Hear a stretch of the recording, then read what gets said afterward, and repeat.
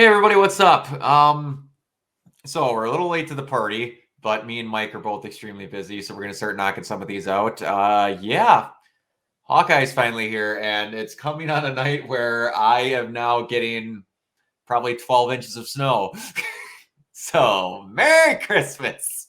Wisconsin remembered what winter was. Mike, hit us with that synopsis. All right, so in episode 1, we begin in the year 2012. During the Battle of New York, a young Kate Bishop witnesses Clint Barton battling the Chitauri and aspires to become a hero like him after he inadvertently saves her life, although Bishop's father is killed during the attack. In the present day, Barton spends time with his children in New York for Christmas. Bishop attends a charity auction gala with her mother, Eleanor, and learns that she is engaged to Jack Decken. It sounded like they said either Duquesne or Duchesne. I'm not exactly sure which. I'll say Jack Decken. Okay. Underneath the gala, she stumbles onto a black market auction feat.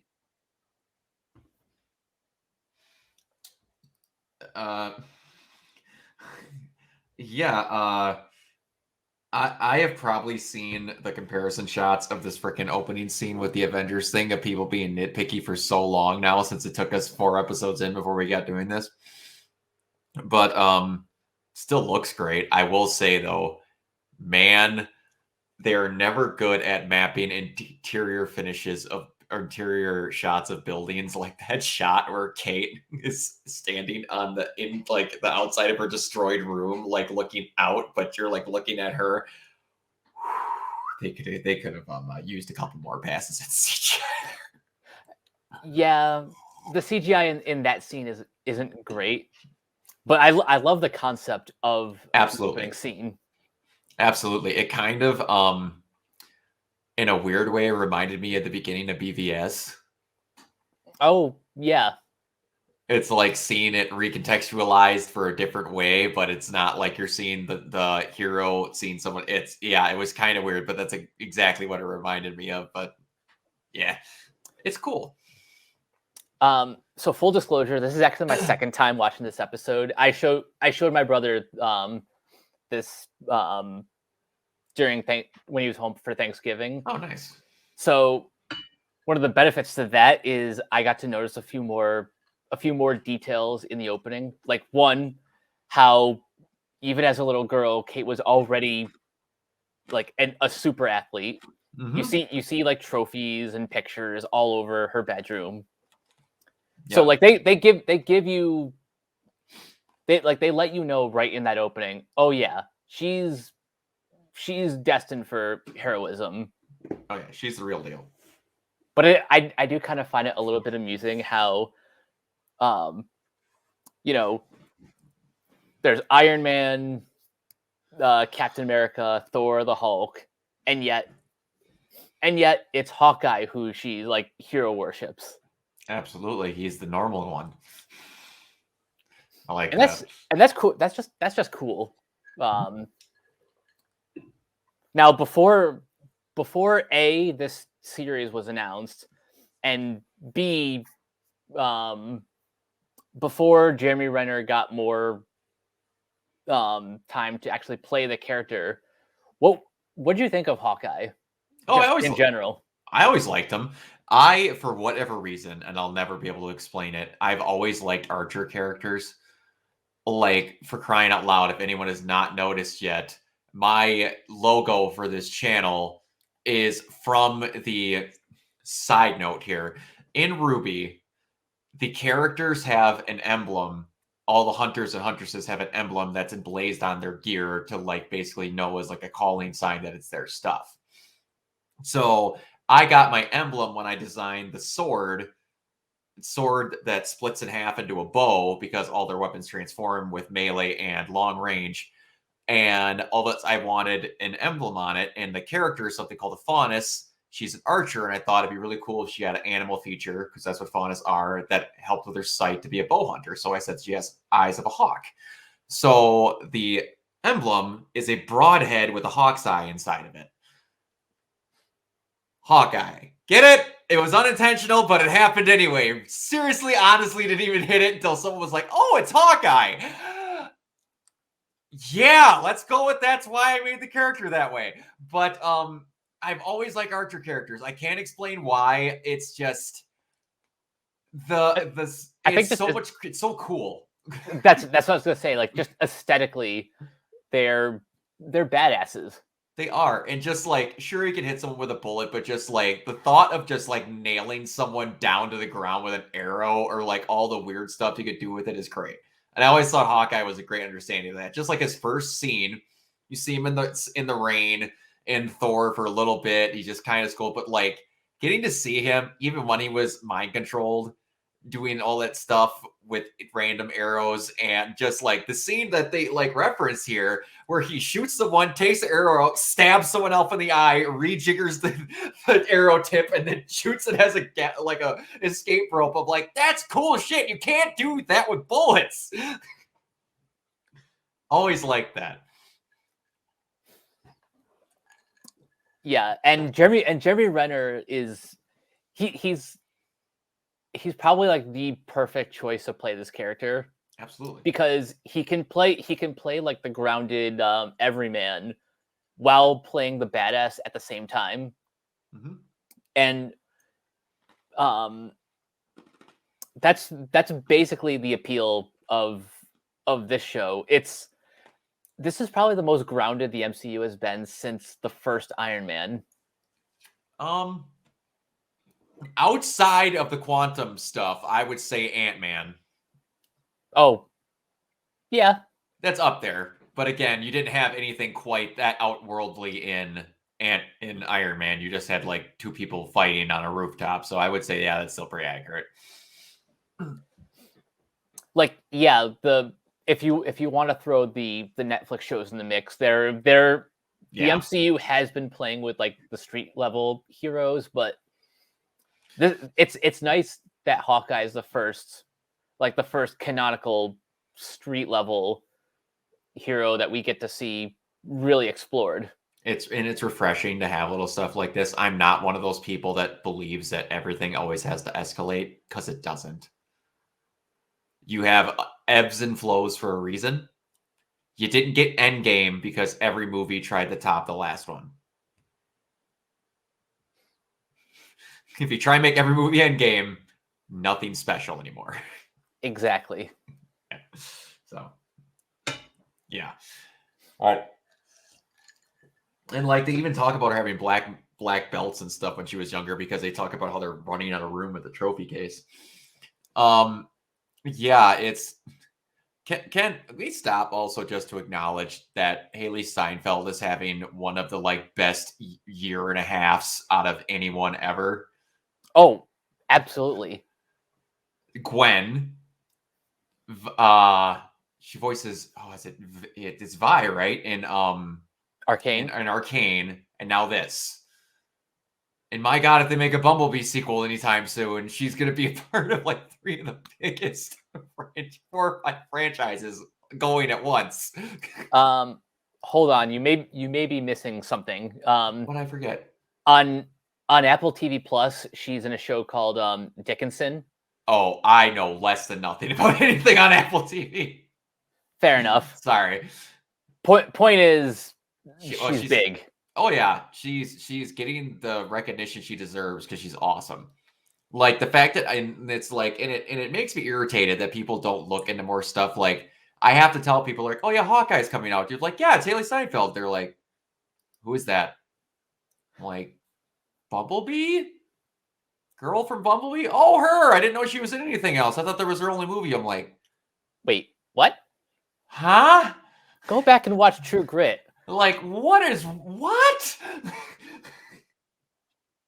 They don't get people. But yeah, she's great. I love everything about the scene. Like when you meet her, with the like hitting the bell tower. Yeah, and even arguing with her friends about what part of it's better, or what part of it breaks. As soon as they were going through that clock tower, I'm like, she's breaking that thing. I knew immediately. I'm like, that thing's going down. That's an old bell. It's done. I just knew it. Oh man, but yeah, that's a And her classic reaction scene. afterwards is perfect too. Like the security guard comes up and she's like, "Oh."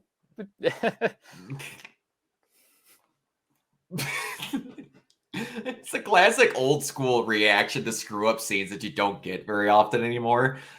And like, I was like, she has to get this bell to ring for some reason. I'm like, how is she doing it? And I didn't see what she attached to the end of the thing. And then all of a sudden she hits the gap in between the well and the bell and it hits the rope. I'm like, yeah. that cannot be like, I don't know if people are going to understand how impossible that shot would actually be to get that arc from that short a distance that she's in.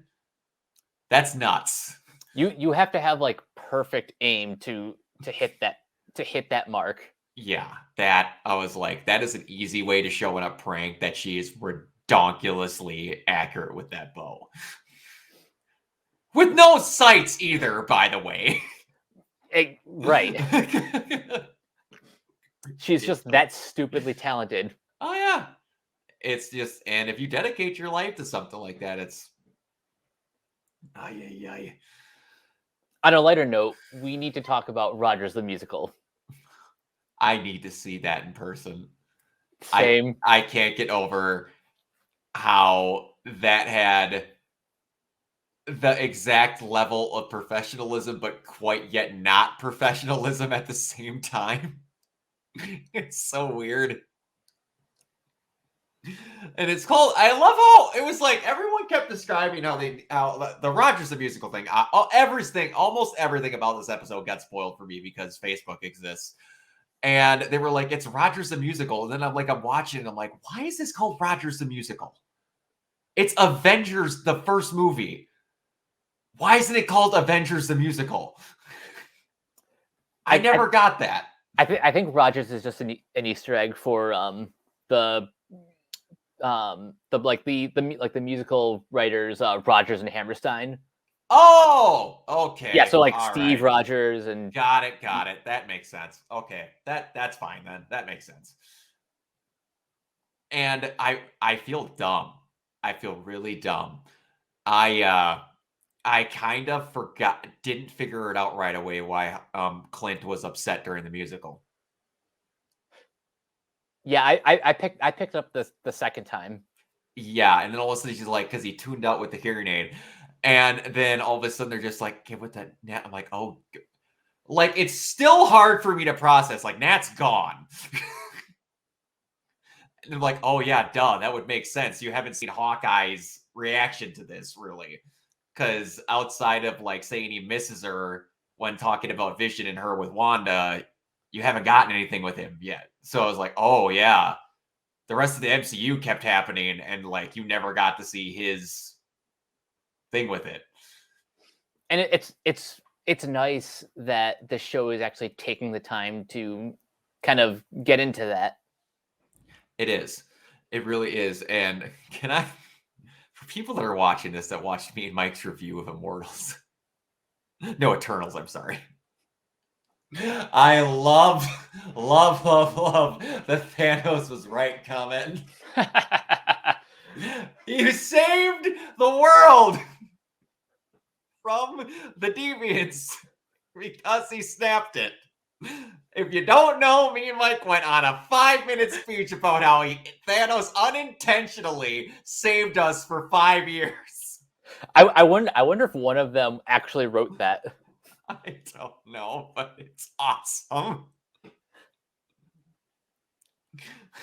Because there's always those people that are like, he did nothing wrong. Oh, that was so funny. Phase 4 is really having fun with the Thanos reappraisal. It has, and Phase 4 is going out of their way to go, yeah, remember that guy who was the big bad? He's just a running joke now. Like, what the hell? Also, that like I have been to cons before, And I'm not bragging about this in any way. The last con that I got to go to was in Minneapolis, and we stayed at a Hilton. And there was a lot of wrestlers that went to this con. And you had to go up this set of steps, walk past the bar, and go to the elevator to go up to where we were. And during the convention, like Mark Henry and then Christian Cage and then like Arn Anderson, Sergeant Slaughter, and then Axe and Crush from Demolition were all like in a big row.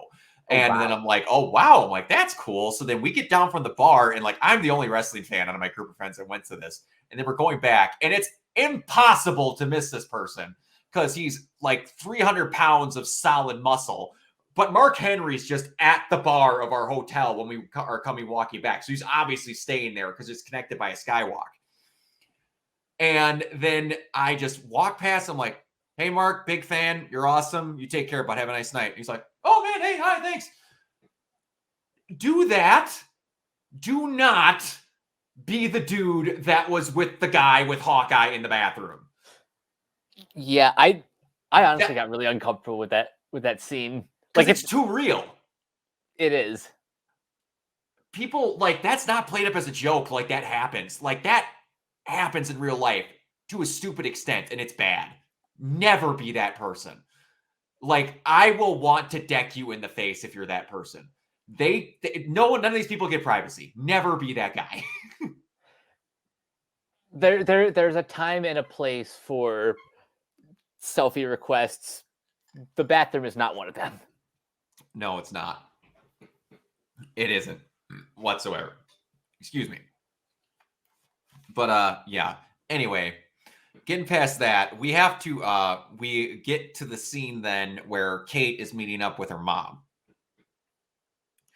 Who the hell is the guy that plays because he looks so familiar.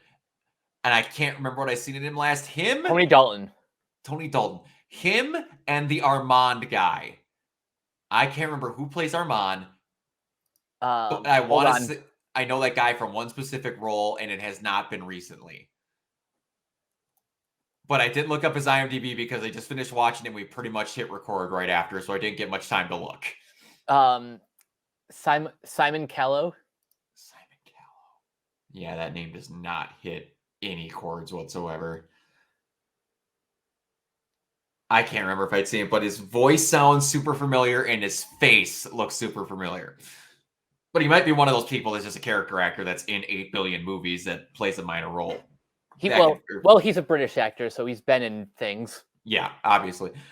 I'm figuring out through this that I have another kink. I don't know if it's considered a kink or not. But I think one of the sexiest things a woman can do is properly pull off a tux. Okay. I don't know why. Like, it's Yoko and Gurren. It's been other things and other animes that I've seen. But, man, and then it finally hit me when Haley's sitting there in that tux. And, like, she just pulls it off like it's a natural thing. I'm like, I don't know what it is. But it's almost just as sexy as a tight-fitting skin dress to me. I don't know what it is, man, but and Haley specifically pulls it off. Oh, knocked it out of the park. She looked great. And I thought it was a great touch. And she's like, yeah, go try in that little red dress. Shows up in a jet black tux. Ah, Haley, the MCU's needed you. I just didn't know until now. And what's great about the tux too is that it's perfect for eavesdropping on the black market. Just that. What was I fucking Triceratops skull? Why? Because. And the rule was, oh, this is for home display only, and you don't know where you got it. You're just going to say, yeah, okay, I'm going to put this out in my grocery store and be like, yeah, I got it from the black market. No shit, you ain't going to say where you got it.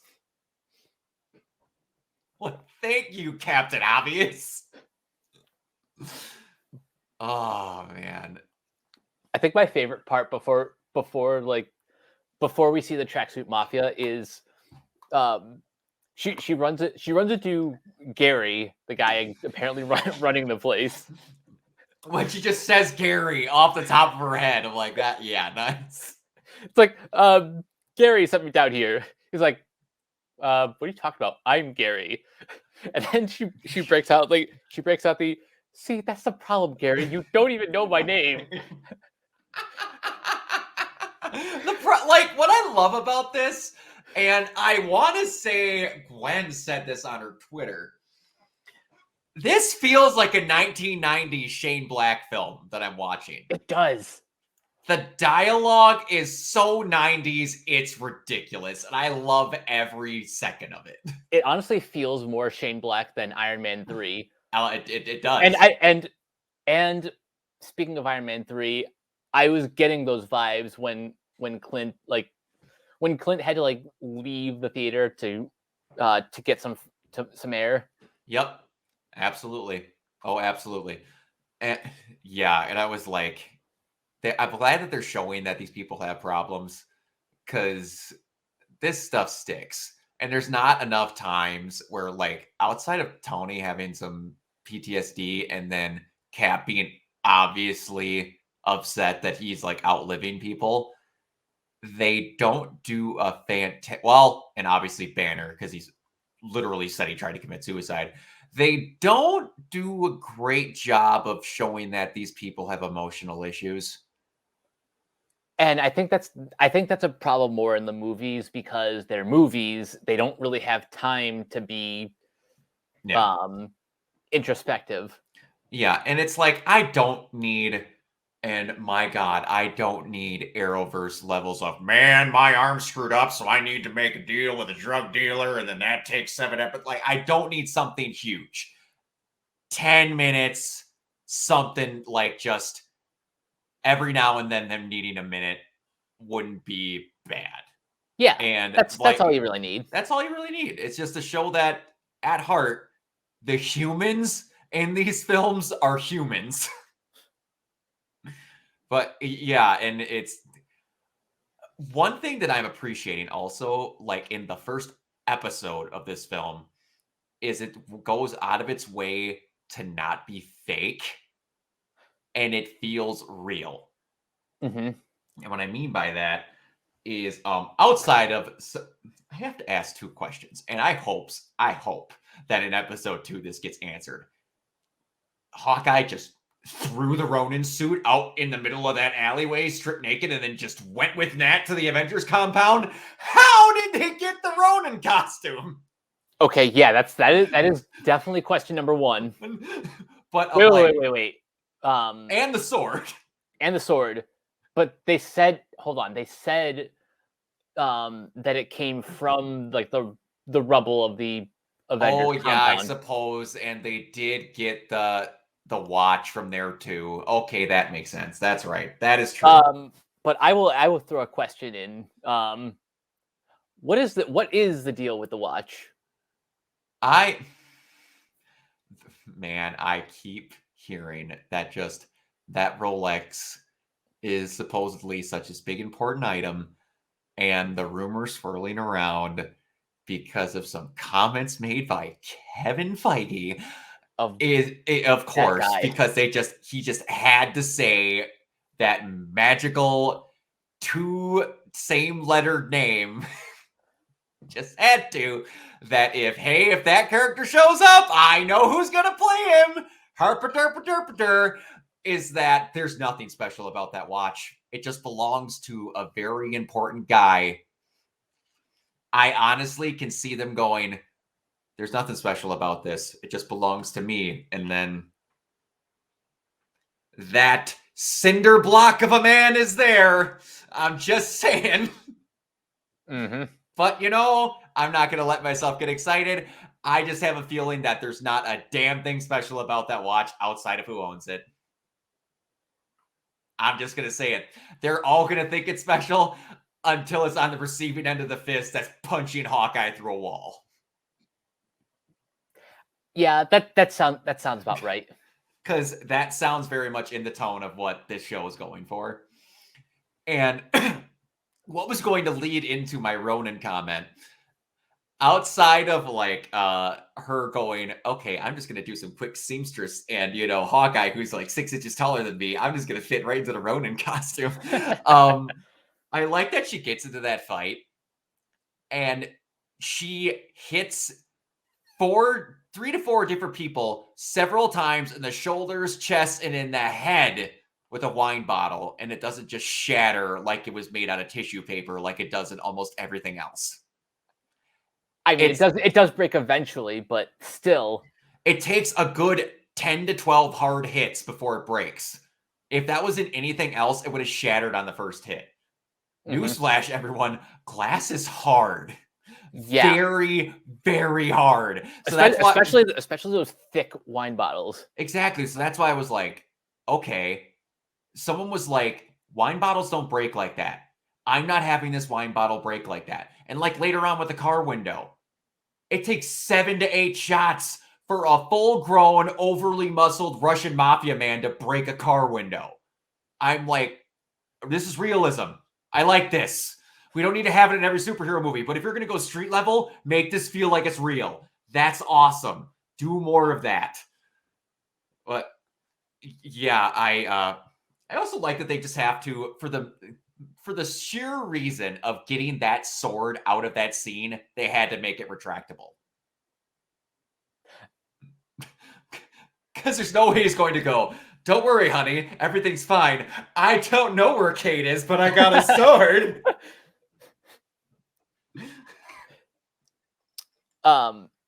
Just so the audience is aware, we all know that swordsman, right?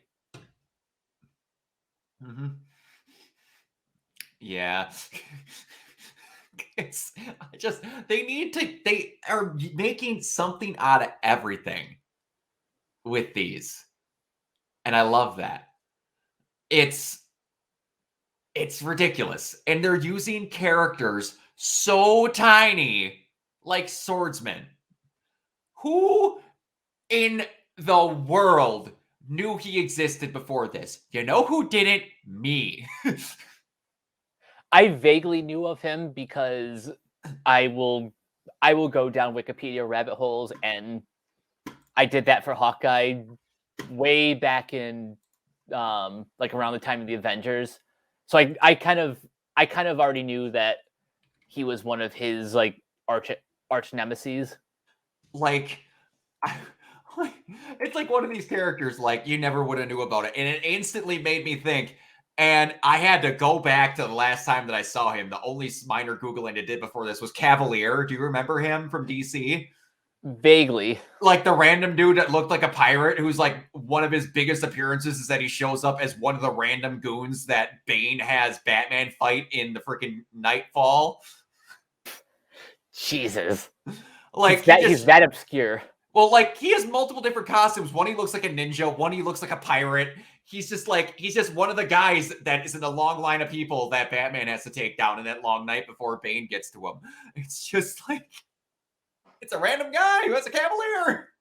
I was gonna say this show could do to Swordsman what like Young Justice did for Sportsmaster. Absolutely. Sportsmaster was a dork before Young Justice. And if just small ticks is all it takes. You just need to make the character look real and look genuine. Also, Tony Dalton is rocking that mustache. You know he's going to be a villain. Oh, absolutely. Just like I go from watching the Sonic 2 trailer to the next day watching this. My goodness. It is the return of the mustache twirling villain. Oh, absolutely. Oh, I can't wait. That Sonic movie's gonna be so good.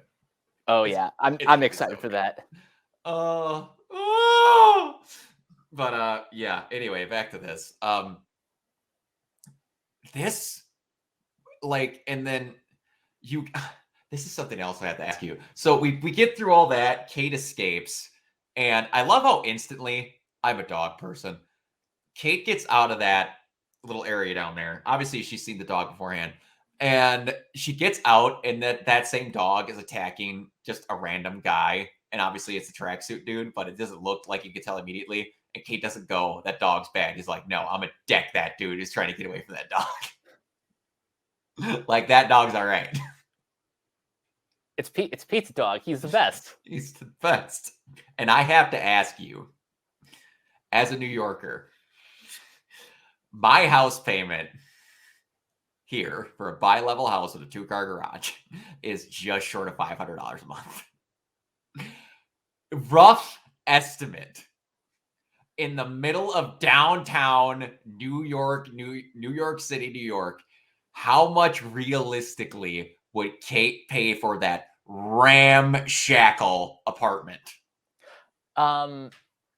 Let's see. Depending on her specific borough, I'm gonna assume this is like Manhattan. So, at minimum, she'd be paying like just under 1,000. Yeah, that I'm like, that's ridiculous to me. It's just crazy, and that's without utilities, I'm assuming. Oh yeah. It's freaking nuts, crazy, I tell you. But yeah, and I look at just like this is all based off the Matt Fraction stuff, right? Yeah, that's like the central inspiration. Like, that's always been on the list for me. Like, I've heard John Schnepp bring it up so many times on Movie Talk that I know the main gist of like the Russian mafia, them living on the street with a dog, I have a crappy apartment doing street level stuff. I know the logistics of it. I just always wanted to read it. Same. I just never got around to it because I'm me and I watch and read the same things 58,000 times and have extreme troubles with doing new things. But I'm getting better. Yeah, and it's just already I'm like, okay, street level goofiness with Hawkeye, like, yeah, I can understand within the first episode of why this is going to be great. Last thing before I pretty sure we wrapped up our thoughts on this. So the way that like Kate and Clint cross paths is Clint's been having like PTSD this whole time, not just for what happened with Natasha, but also his time as Ronin. Mm-hmm. So seeing the suit again on the news is like, oh, well, I can't let this continue. No, who did I inspire to be an absolute psychopath? Figuring someone else was going to be on a 5-year murder spree. People like to forget he was Ronin for a while. Yeah. And that pretty much takes us to the end of episode 1. Is it just me? Like, this episode was like 45 minutes long. It felt like this episode was 15 minutes long. It did.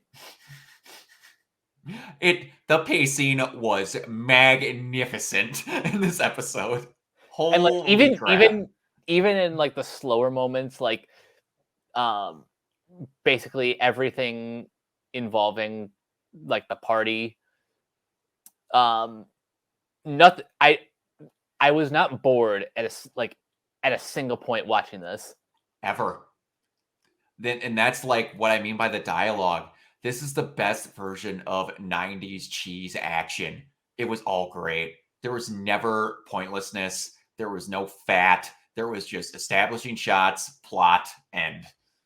Yep. It was perfect. If every episode flies by like this, this might be the best series they've made. I've heard people express that already. It's crazy. And it's like I'm gonna have conversations with people about the Hawkeye miniseries is probably gonna be my favorite thing, and they're gonna be like, "What?" I'm like, "Yeah, 10 years ago, me wouldn't have said that either." But yeah, it's good.